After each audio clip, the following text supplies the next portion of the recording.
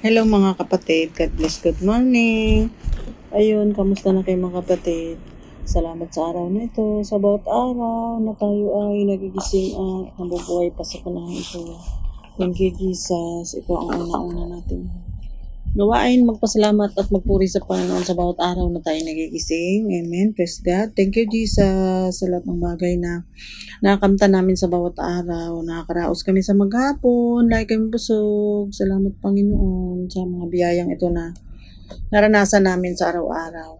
Praise God. At lahat ng itong ginagawa natin, pagbabasa at pagsishare ng salita na ipapuri at pagpasalamat sa Lord na nagbigay sa atin ng lahat ng pangailangan natin sa bawat araw. Amen. Praise God. Thank you Jesus. Hallelujah. Ayun mga kapatid, kamusta na kayo? Ang ating verse of the day ay 1 Corinthians 12 verse 4 hanggang 6. Amen. Basahin natin. Iba't iba ang mga espiritual na kaloob. Ngunit isa lamang ang espiritong nagkaloob ng mga ito. Amen. Ayun, lahat ng mga ginagawa natin, mayroong mga nagsishare, may nakikinig. At iba't ibang lahi yung ginagamit ng Lord para i-share yung mga kabutihan niya, yung salita niya, na pag natanggap na i-share din natin sa iba. Amen. Glory to God. Salamat sa internet, salamat sa YouTube na kaaluan nating na i-share at na ibahagi yung mga salita ng Lord. Amen. Praise God. At isang espiritu ang nagkaloob ng mga ito. Glory to God. Verse 5, iba't iba ang paraan ng paglilingkod. Amen. Talagang iba't iba ang paraan. Thank you, Jesus. Lahat yun ay papuri at pasalamat natin sa Lord na tayo buhay pa. Ngunit isa lamang ang Panginoong pinaglilingkuran. Amen. Praise the Lord. Verse 6, iba't iba ang magawain. Ngunit isa lamang ang Diyos na kumikilos sa mga taong gumagawa ng mga iyon. Amen. Ayun, salamat sa Panginoon na iba't ibang ay mga ginagawa natin, iba't ibang verse, pero lahat yun ay isang espiritu ang nagkaloob ang Panginoon. Amen. At isa lamang ating Panginoon, si Jesus. Pero siyempre mag-iingat tayo mga kapatid kasi may nagsishare din na iba yung mga isinisir nila. Kaya dapat may wisdom tayo at karunungan. At magbabasa tayo ng Biblia. Hallelujah. Kasi ito hindi tayo maalis ng bahay, malaya tayo makapagbasa ng Biblia, ng mga Word of God para lahat ng ating mga naririnig sasalain natin sa salita ng Diyos sa Bible nga mga kapatid kasi nasa last days na nga tayo, marami nang nagsishare na nakabaliktaran ng mga sinisir ng Panginoon. Kaya kailangan natin mag-iingat. Itong lahat ginagawa natin ay paalala at paalala pa rin sa ating mga sarili para huwag tayo mailigaw. Hallelujah. Thank you Lord. 11 hanggang 13. Tapos 31. Ngunit isang espiritu lamang ang gumagawa ng lahat ng ito at namahagi ng iba't ibang kaloob sa bawat isa ayon sa kanyang ipinasya. Ayun, ang Panginoon ang nagpasya. Kaya lahat ng ginagawa natin to ay glory to God, papuri sa Panginoon. At siya ang nagsalita, binasa lang natin. Salamat naman doon sa nakikinig at may nakuha silang aral at pinamumuhay nating lahat nila. Pagnabangan din natin yung, kasi pag narinig lang natin, hindi naman natin pinamuhay, wala din yung pakinabang sa atin. Kasi wala namang kailangan ng Lord sa atin, tayo ang may kailangan sa Panginoon. Hallelujah. Dahil sa biyayaan niya, sa pagmamahal niya sa ating lahat. Kaya itong mga salitang to ay tinagubilin sa atin. Itong mga paalala sa atin. Salamat nga sa Lord na may mga kasulatan siyang iniwan para babasahin natin at paalala sa ating sarili na ang Diyos na buhay at makapangyarihan sa lahat, na mahal na tayo, nagkatawang tao siya, namatay sa krus para tayo ay tubusin sa ating mga espiritong kahangalan para bigyan tayo ng espiritong banal. Amen? Praise God. 12 hanggang 13. Si Kristo ay tulad ng isang katawan na may maraming bahagi. Kahit na binubuo ng iba't ibang bahagi, ito ay nanatiling iisang katawan. Praise God. Maging Hudyo o Hintil, alipin man o malaya, tayong lahat ay binautismuhan sa pamamagitan ng isang espiritu upang maging isang katawan. Tayong lahat ay pinainom sa isang espiritu. Amen? Ayun, tayong lahat ay nag-iisa daw. Kaya kailangan natin makiisa sa Panginoon. Hallelujah. Kasi marami din yung mga wala sa Panginoon tapos gusto makipag-isa. Ay kaya mag-iingat tayo mga kapatid, lalo na sa huling araw na nga. Thank you, Jesus. Ayun, verse 31. Ngunit buong sikap ninyong hangarin ang mga kaloob na mas dakila at ngayon ituturo ko sa inyo ang landas na pinakamabuti sa lahat. Hallelujah. Tinuturo. Itong sinabi, ituturo. Si Pablo ang salita dito. Ngayon, binabasa natin para ituro sa ating mga sarili. para maintindihan natin ang hangarin ng kaloob ng mas dakila. Ngayon, ituturo ko sa inyo. Ayun, ang kadakilaan ng Lord ay maalaman natin, maintindihan natin para ituro natin sa ating sarili una sa lahat at sa mga nakikinig din. Praise God. Thank you, Jesus. Hallelujah. Kaya napakabuti ng Lord. Itong mga kasulatan na babasahin lang natin. Tapos ituturo natin sa una sa lahat sa ating mga sarili. Kasi kung nagsalita ka, nagturo ka, hindi mo naman nasunod, ay wala din yung pakinabang sa doon sa nagtuturo. Yung bagang dapat ipamuhay din. Turo ka ng turo, hindi mo naman sinunod, ayan, nanuno ka tuloy. Ayan, huwag magtuturo ng hindi mo sinusunod kasi manuno ka. Ang kasabihan yun ng matatanda, mga kapatid. Thank you, Lord. Pero hindi na kasi tayo doon nakabase sa mga kasabihan. Praise God. Kasi ang sabi ng Lord, ang ating pakikinggan. Amen? Romans 12 verse 6 hanggang 8. Glory to God. Tumanggap tayo ng iba't ibang kaloob. Ayan, lahat ay kaloob ng Lord. Kasi kung hindi ka naman pinagkalooban ng sipag at tiyaga para buklatin itong Biblia, lahat ay galing sa Panginoon. Wala din yung hindi ka makapagtsaya, lahat ay ginagawa natin para makatulong muna sila sa ating sarili, sa mga nakikinig. At lahat ng ito ay mapakinabangan natin at malugod ang Panginoon. Tunuturuan natin ang ating sarili una sa lahat at yung mga nakikinig. Amen. Praise God. Thank you, Jesus, sa lahat ng biyayang ito na naranasan natin. Lalo na sa panahon ito na may pinagdaanan tayong pandemic na nakakangarag. Tayo ay may kapayapaan pa rin dahil sa kaloob na ito ng Panginoon. Hallelujah. Thank you, Lord. Tumanggap tayo ng iba't ibang kaloob ayon sa gandahang loob ng Diyos. Kaya't gamitin natin ang mga kaloob na iyan kung ang ating kaloob ay pagsasalita ng pahayag mula sa Diyos. Amen. Magpahayag tayo ayon sukat ng ating pananampalataya. Amen. Ayun, magpahayag tayo dahil nanampalataya tayo. Una sa lahat, ang pananalig at pananampalataya ang una natin makamtan, kaya tayo nakapag-share nito. Kasi kung wala tayo pananalig at mananampalataya, ay wala din yung pakinabang at wala din power. Kailangan manalig tayo. Diba sabi ng pinagaling ka dahil sa iyong pananampalataya. Kasi pag nanampalataya ka na, nanalig ka na, saka pa makakilos ang Panginoon.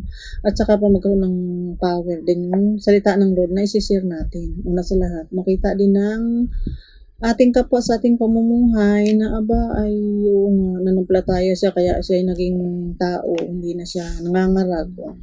Yung patunay ba sa ating sarili mismo, talagang napakabuti at napakadakila ng Panginoon. Amen. Thank you, Jesus. 7. Kung paglilingkod ang ating kaloob, maglingkod tayo, magturo ang tumanggap ng kaloob sa pagtuturo. Hallelujah. Yung pagtuturo, kailangan huwag kang turo ng turo. Ikaw na muna ang nakasunod doon sa tinuro. Kasi pag hindi mo pinamumuhay, hindi din yun nakakalugod sa Panginoon. Marahil yung mga nakinig at sinunod nila, makatanggap sila ng pagpapala. Tayo na nagturo, hindi naman natin pinamuhay. Hindi wala tayong natanggap. Tunay, kailangan ay ang salita ng Lord ay paikot-ikot lang. Kailangan natin maunawaan, maintindihan, turo tayo ng turo para tayo ay matuto din. Una sa lahat, yung turo ng turo ay nanuno, patuloy, hindi mo sinunod. Magpalakas ng loob ang may kaloob sa pagpalakas ng loob. Siyempre kasama ng labas. Ng pagmalakas loob mo, pati labas mo, malakas. Kung nagbibigay ang inyong kaloob, magbigay kayo ng buong puso. Ayan. Magbigay. Pwede man lahat. Lahat na. Mapagbigay ka, magkaloob ka, mag-share ka. Lahat yun. Unlimited. Wala ka namang puhunan o babasahin mo lang. I-share mo sa iyong kapwa at ipamuhay mo din at malulugod ang Lord. Bibless ka na, hindi ka lang makapagbigay spiritually, physically, makapagpalakas ka ng Lord, ng kapwa mo at ng sarili mo. Amen. Praise God. At makapag-abot-abot ka rin financially ng maliliit na bagay. Papuri sa Lord yun. Ibig sabihin, nampalataya ka, nagkaroon ka ng blessing. Naging blessing ka sa iba, you are blessed to be a blessing nga, sabi ng Panginoon eh. Una sa lahat, ang Lord ang blessing sa atin. Amen. Kas ng loob, kung magbibigay ang inyong kaloob, magbigay kayo ng buong puso. Hallelujah. Ayun, buong puso. Papuri sa Lord kasi sa Kanya naman galing yun. Amen. Kung pamumuno naman, mamuno kayo ng buong sikap. Kung paggawang-gawa ang inyong kaloob, gawin ninyo iyan ng buong galak. Hallelujah. Ayun, buong galak daw. Praise God. Buong galak kasi pag lahat ng ginagawa ang papuri sa Panginoon, ang galak na galak talaga ang puso mo. Napakabuti ng Diyos. Binigyan ka niya para makapagbigay ka. Di nagalak ang puso mo. Napuri mo siya. Napuri ka niya. Praise God. Ayun yung pinupuri na tayo ng Panginoon yung pagka bigay na tayo ng maliliit na bagay.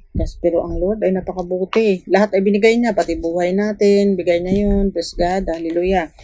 Hindi ang taong pumupuri sa sarili ang katanggap-tanggap, kundi ang taong pumupuri sa Panginoon. Amen? Ayun, 2 Corinthians 10:18. Hindi daw katanggap-tanggap pumupuri sa sarili. O nga naman, kakasar kaya yung puri ng puri sa sarili? Ano? Aray, sabihin natin. Pero pagka pinupuri mo ang Panginoon, pupurihin ka niya. Oh, praise God. Ayun. Pagka yung nakapag-share ka na, pinatatag ka ng Lord, papuri yan. Pinupuri ka ng Panginoon. Hallelujah. At katanggap-tanggap ka na.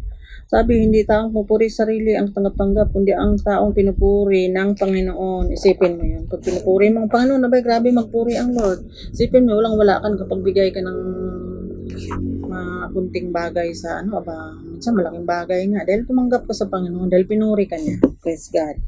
Ayun yun, mga kapatid. Praise the Lord. Oh, ano bang bibigay mo? Wala ka nga din. Mula sa wala, binigyan ka ng Lord. Magbigay ka. Pag nakapagbigay ka na, pinupuri ka na ng Panginoon. Glory to God. Hallelujah. Ito yung nagsishare tayo ng Word of God. Nakapagbigay tayo ng lakas ng loob. Sabi nga, ang magpalakas ng loob daw. Wala namang ibang makapagpalakas loob sa atin.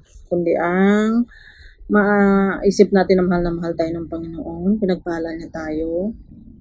Sinusubaybayan tayo. Binibigyan tayo ng kanyang espiritu. Yung mga kaloob. O isipin, napakabuti ng Diyos.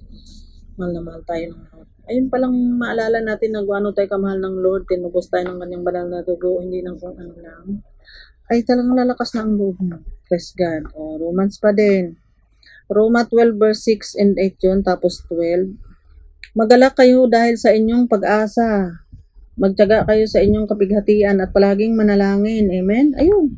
Magalak kayo dahil sa inyong pag-asa. Pag may pag-asa ka na sa Panginoon, may galak ka na. Tapos magtiyaga ka na din.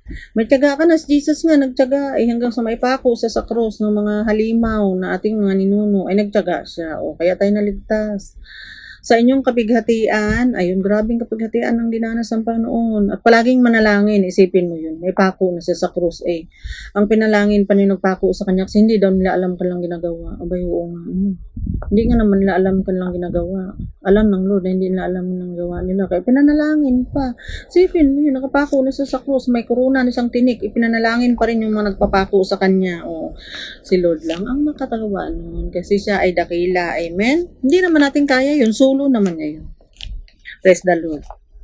Napakabuti ng Diyos. Ayun, Roma pa rin. 4 and 5.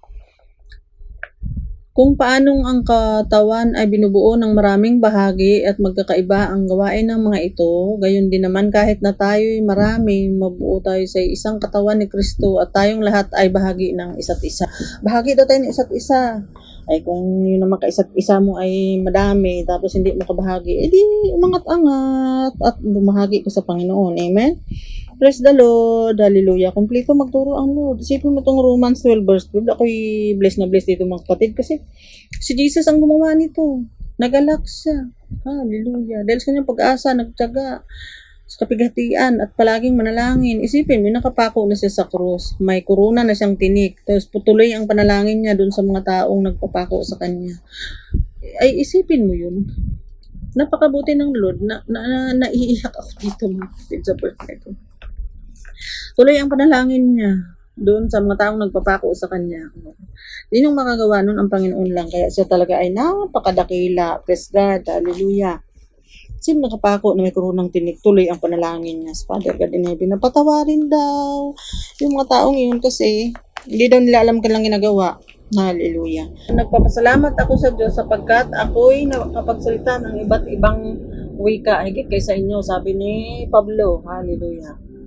Pasalamat daw siya. Ngunit sa pagtitipon ng iglesia, mas gusto ko pang magsalita ng 5 katagang maunawaan at makapagturo sa iba kaysa libu-libong salitang wala namang nakakaunawa. Ayun yung speak in tongue daw mga kapatid. Nasabi niya nung may nagsabi sa akin, pag gusto ko daw mag-speak in tongue, sabihin ko lang daw lalalala. Tapos bababa daw yung Holy Spirit. Natawa naman ako doon. At mamukha kang buang lalalala ay ang Holy Spirit, bumababa yun. So gusto niyang babaan, alam niyo yung naman ng puso, hindi pinapractice yung pagbaba ng Espiritu. Amen. Kasi ang Espiritu ng Lord na sa atin na yun, hindi yung bababa o tataas. Praise God. Hallelujah. Hindi tayo kailangan maglalalala pa hanggang magtirintas ka nang wala kang buhok. Thank you, Jesus. Gusto pa daw niya magsalita ang libang kataga na maunawaan ng pagtuturo kaysa libo-libong salita wala namang nakaunawa. Amen. Oo, kasi ang Lord daw nakaunawa ng speak in tongue. Ay, kung magsalita naman tayo, iisip nga lang natin, alam na ng Lord. Mga kapatid, huwag kayong maging isip bata. Ayan. Kasi marami talagang tatanda, isip bata pa din. Aray.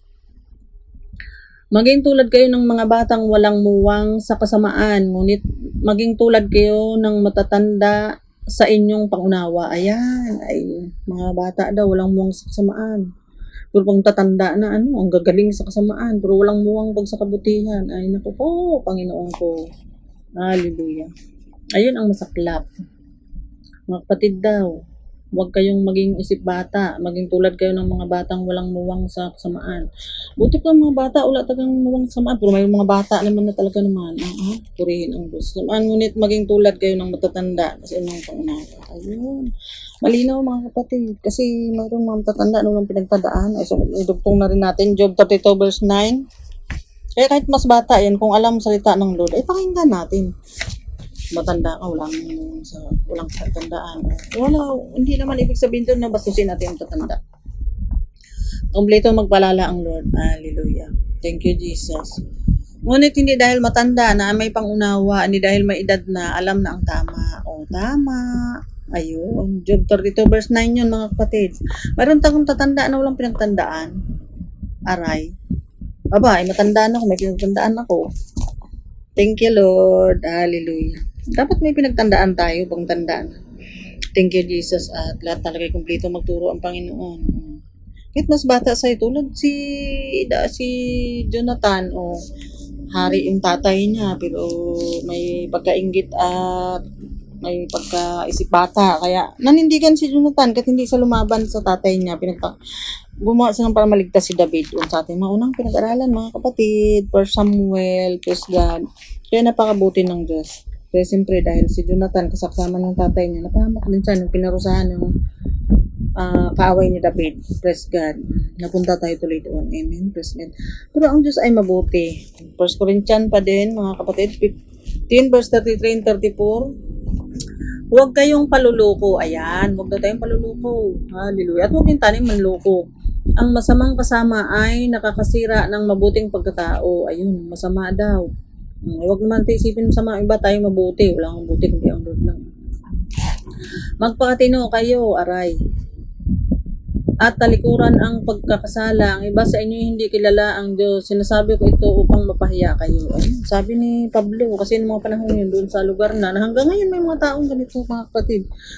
Kilala daw ang Lord, pero walang pinagtandaan. Kompleto magpalala ang Lord. Binasa lang natin. Ibig sabihin, may nangailangan nito at una tayo. Siyempre, kailangan natin to. At minsan, nawawala tayo sa hulog ba kung baga sa mga kapatid. Thank you, Jesus. At huwag kayong paluloko daw.